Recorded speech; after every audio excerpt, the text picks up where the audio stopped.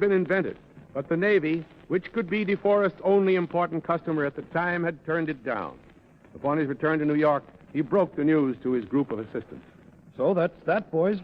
That's terrible news, Doc. It certainly is. Well, what are we going to do? Well, I'll tell you what we're going to do. I'm through with wireless telegraphy. If they won't take my tube, they won't take it. I think we're working an idea that I've had for some time. You mean the wireless telephone? Yes. Sending the human voice instead of just dot and dash code. We're going to work on that. Now, I think the first thing to do... And they did get to work on it. And then one day in March 1907, 34 years ago this month, in the little attic in the Parker building, an historic event took place.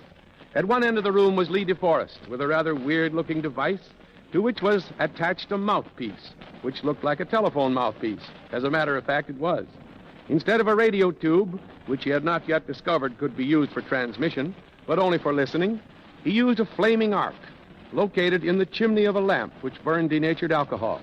At the other end of the room sat Frank Butler at one of De Forrest's Audion tube receiving sets with a pair of earphones in front of him.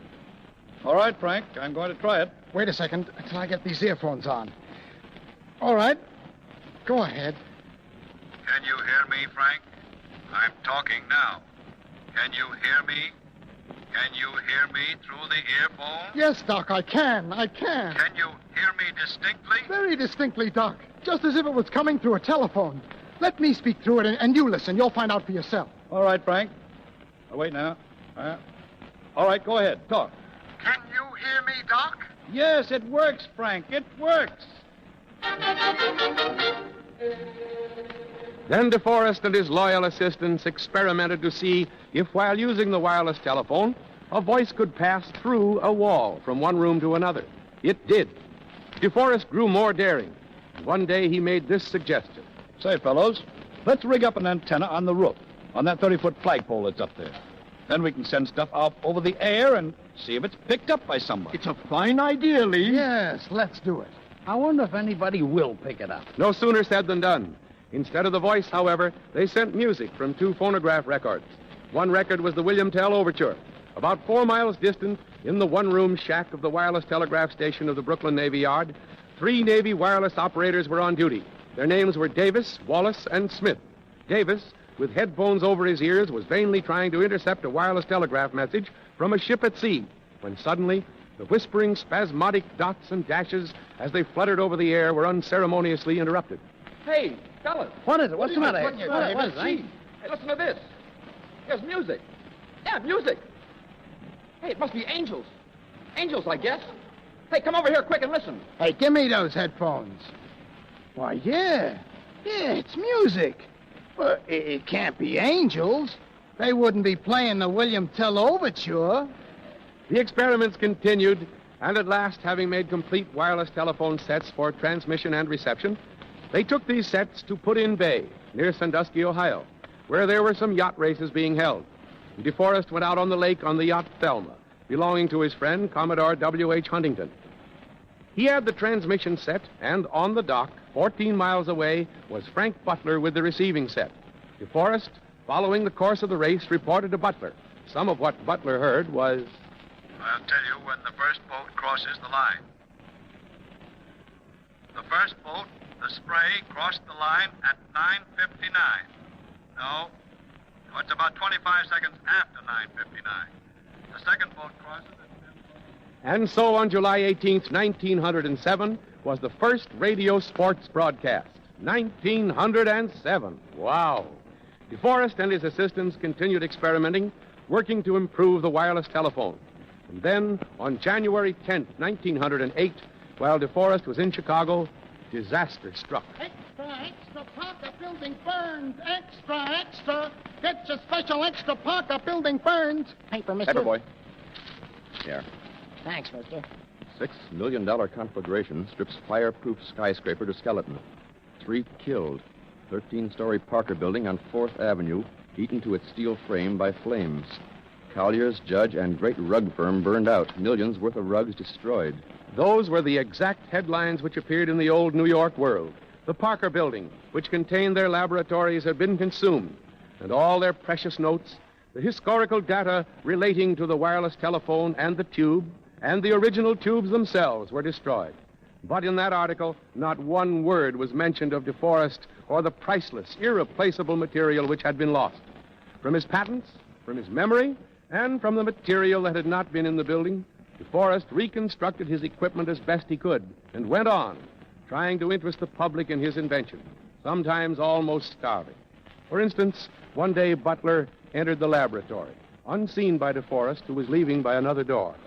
He saw De Forrest stop in the hallway, take a nickel from his pocket, look at it longingly, and say aloud, I don't know whether to buy a sandwich or a pad of notepaper. work, work. And then the discovery one day out in Palo Alto, California, that the Audion tube, which he thought could only be used for listening, would oscillate and could be used for sending as well. A company was formed to sell stock in his wireless telephone inventions. And then disaster struck again. Lee De Forrest and the officers of his company were indicted by the United States government in March 1912. How strange that indictment reads today. We shall prove that these defendants schemed to defraud divers persons of their money and property by false and fraudulent representations which the defendant did not believe to be the truth, but by which they intended to deceive and mislead said persons. They stated that their company would earn and pay large dividends chiefly through a device like an incandescent lamp, which the defendant calls an Audion, and which device we shall prove worthless.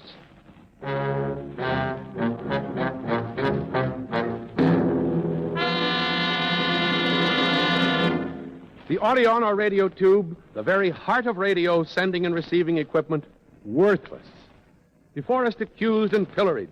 During the trial, the prosecuting attorney, picking up from a table a tube and holding it in full view of the jury, said, Now, gentlemen of the jury, I want you to consider this here as an electric light bulb similar to the one invented by Mr. Edison. It has a filament and is lighted by electricity. Why did this genius Edison labor all these years, sacrificing his knowledge and powers? Why? To make a better light, of course. They have taken this glass bulb and have used it not for what it was intended. But for what? I'll tell you. They have said, and we have proven by the evidence here, that this bulb will talk. Not only talk, mind you, but that it also has the power to hear as well. To talk and to hear on the same device. Why, even man can't talk and hear with the same organ. They not only belittle the work of Edison, but they place in ridicule the very acts of the Creator himself. But they have presented this device to an unsuspecting public and have asked them to invest their money in such an unheard-of enterprise, promising them returns for their investments. When you know and I know, and yes, they know, that this is impossible. And now they would insult your intelligence by asking you to believe them. I know you will find these men guilty and send them to the federal penitentiary where they belong. But chiefly upon the testimony of Frank Butler, who proved that on July 18th, 1907, De Forrest had actually transmitted the human voice for 14 miles during the broadcast of the yacht races, De Forrest was acquitted. In freeing him, the judge admonished De Forrest this way. Young man, give up all pretense of being an inventor. Go out and get a garden variety of job and stick to it. And that was the advice given to the inventor of the wireless telephone. But De Forrest, with his great vision and his magnificent courage and his inventive genius, stuck to it.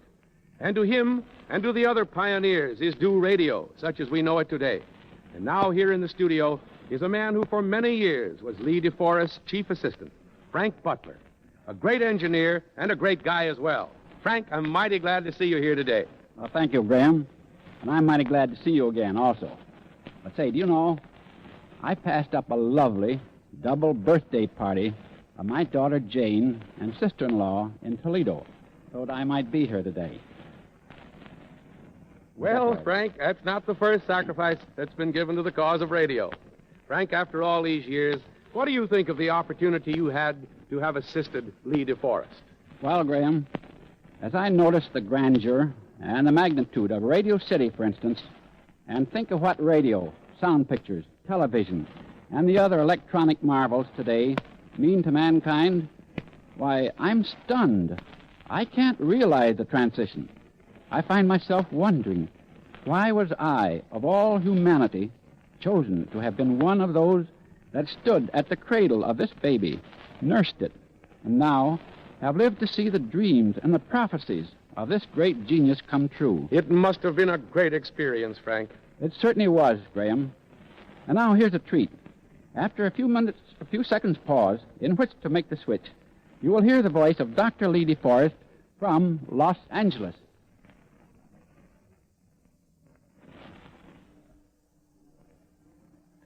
One, two, three, four. 1, 2, 3, 4. Hello, Frank. Hello. If you hear me, wave a towel out of the window there. Do you remember those first radiophone tests, Frank? Then it must be evident that I am not speaking into that old microphone which we used in the Parker building away back in 1907. Radio voices sounded rather muffled and indistinct then compared to those from the high-fidelity mics we are using today. Yes, 34 years have seen tremendous developments in every branch of communications. And you and I, with Jack Hogan, almost the sole living survivors of the old guard who were present at the very birth of broadcasting, are indeed fortunate to be alive, to compare the radio triumphs of today with those primitive but hopeful beginnings. In 1907, no one could possibly have foreseen what is occurring right now between Los Angeles and New York, because then the amplifier, which has since made possible the transcontinental telephone, was only a crude little glass baby lying in swaddling cotton in that little old shoebox in our laboratory. How well I remember those first Audient tubes. And you do, too. How difficult they were to construct. How great our chagrin when one of them burned out. And what headaches we suffered to keep those first radio telephone transmitters on the air. Bittersweet are those old memories. May good luck and long life attend you, Frank. And don't forget, I am eagerly awaiting to read your book of reminiscences. I know you share my oft-expressed wish that we might live until the 21st century just to observe the state of radio and television then. Startling changes are in store, but I have a hunch that the little grid will always be found in our radio and amplifier tubes even then. And now we return you to New York.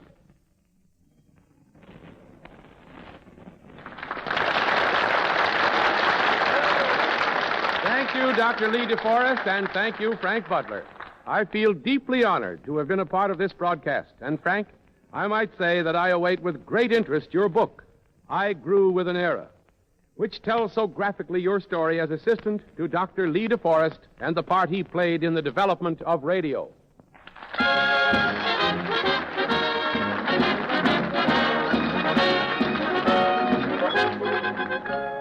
Those of you who heard the audition for the Quiz Kids program last week will be interested to know that the contestant picked to appear on next Wednesday's Quiz Kids program is Betty Swanson, age 12. Harvey Fishman, age 10, will also appear later. Next week, in response to the requests of a large number of listeners, we offer another episode of the famous Eno Crime Clues program. Arch Obler will tell some of the trials of a radio writer in Hollywood, and we'll bring you more of the glamour, the tragedy, and the comedy that are found behind the mic. Behind the Mic was written by Mort Lewis, original music composed and conducted by Ernie Watson.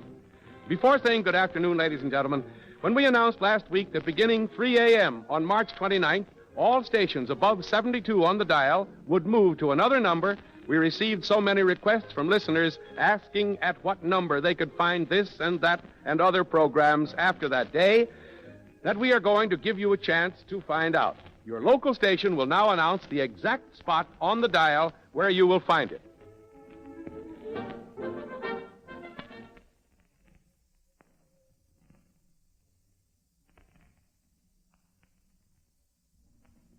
This is the National Broadcasting Company.